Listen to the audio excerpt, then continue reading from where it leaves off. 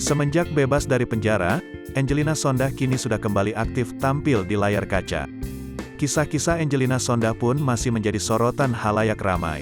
Salah satunya soal keputusan janda Adjie Massaid itu untuk memeluk agama Islam. Mengenai hal itu, Angelina Sondah akhirnya membagikan kisahnya saat awal mula dirinya memutuskan memeluk Islam.